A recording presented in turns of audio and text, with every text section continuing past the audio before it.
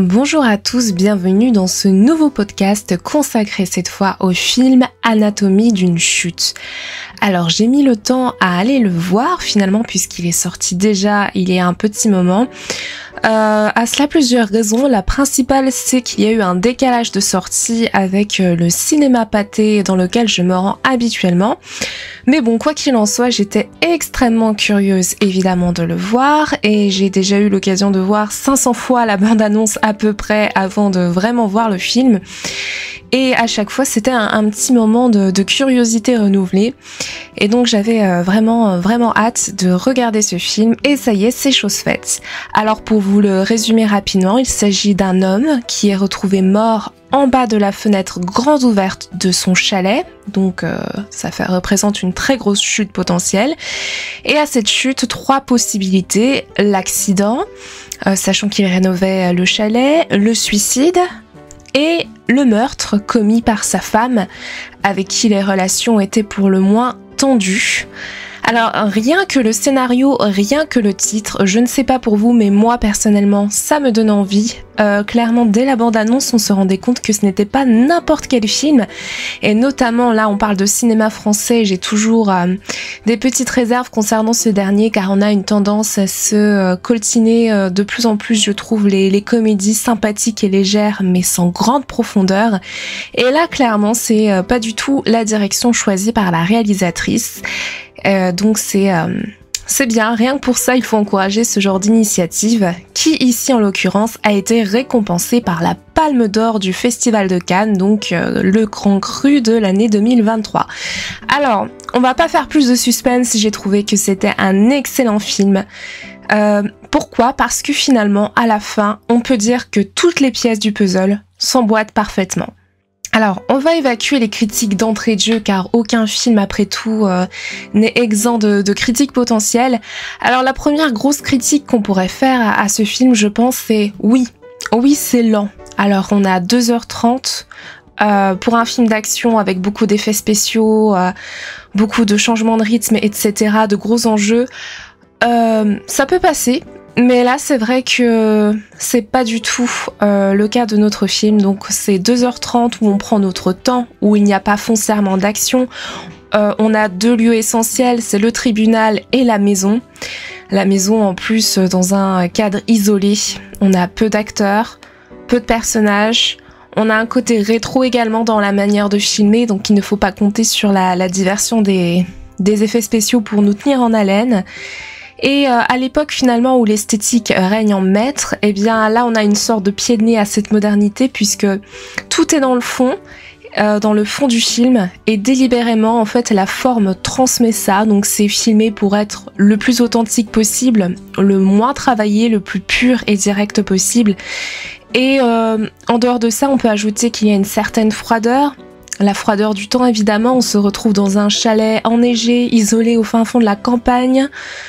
La froideur des personnages également, et la froideur plus généralement qui va se dégager de l'ensemble de l'œuvre en raison, justement, je pense, de l'aspect analytique, chirurgical, justement, exactement dans sa précision.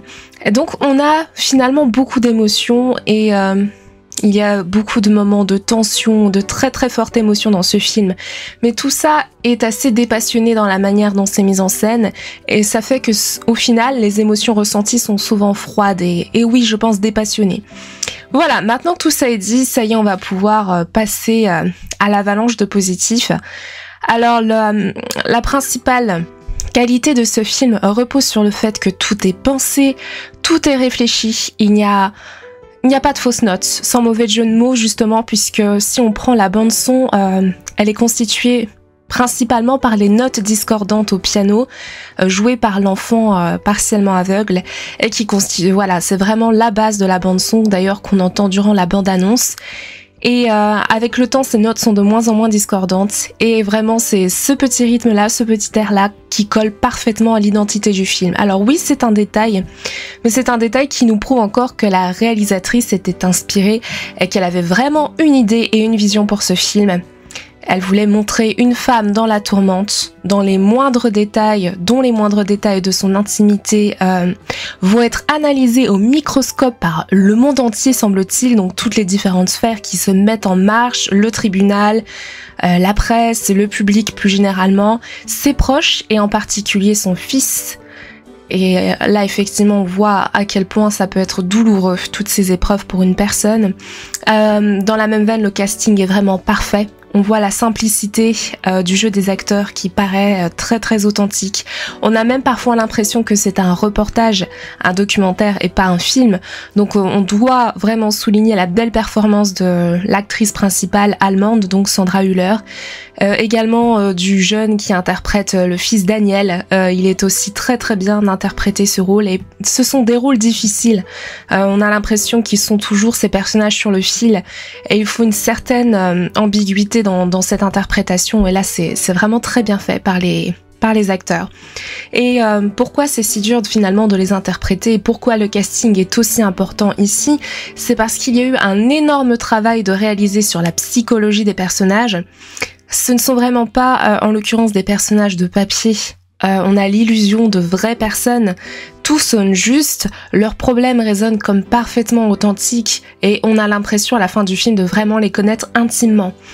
Et je me suis longuement demandé en fait si le film irait au bout de sa proposition ou s'il ne choisirait pas de laisser les choses en suspens à la fin et de laisser en fait chaque spectateur se faire son avis avec personne pour trancher et personne pour, au final, avoir la vérité.